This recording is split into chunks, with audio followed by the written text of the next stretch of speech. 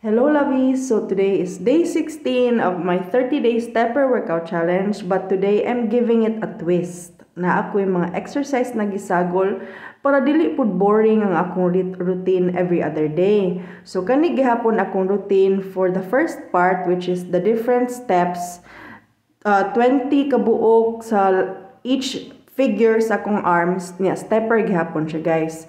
So ako ang gibalig 30, 30, 30. So na ay 90 kabuok na akong ginabuhat for times 3.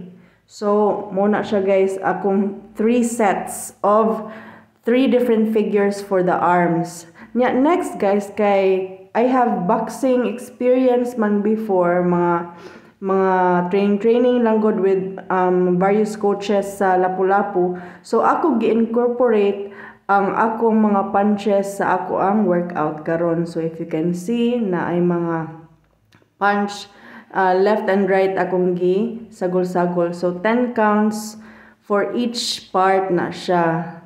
Times 3. Nindot gyud if balig tulo gyud ka buok set kada exercise para mas effective siya. Niagi si no. Pasensya akong tiyan guys, I'm working on it. So muna siya guys ang mga punches na akong gi-incorporate. Pwede na ninyo sundon, and mas nindot if naamoy weight sa inyong arms para mas matone jud ang inyong arms. O kana ang hook, muna ang hook na punch. Ganiha left and jab, right, mo to ganina kana kay ang hook. So kanang hook 30 puna ka 30 sets puna nako ginabuhat kana dayon ang uppercut. So kana mga na-learn na nako sa mga previous boxing sessions nako, ako lang gi-incorporate sa akong workout para mas effective o mas lingaw ang atong workout guys. So padayon lang gyud ta ani every other day no, kay murag laay man every day. So muna next is the jumping jacks. I do it 30 times 3 para mas effective ang workout. Grabe yun kayo ang singot afterwards. O padayon lang yun ta guys. Kinindot ni na whole body exercise ang jumping jacks. So 30 times 3 as I mentioned a while ago.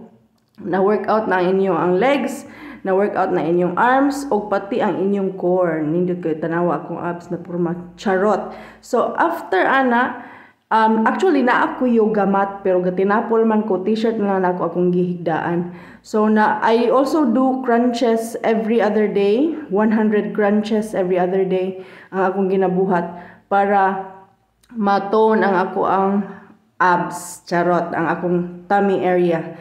So mao na, I'm just showing you part of it. So I also do that. I forgot the name of that exercise, but it also targets the fupa or fat on the upper abdomen, mangguro ang fupa. Basta mo na siya guys. So thank you so much for watching this video. If you can see, singot kayo akong agtang ug akong dughan. So daghang salamat lovies. I hope you have a great day. Bye!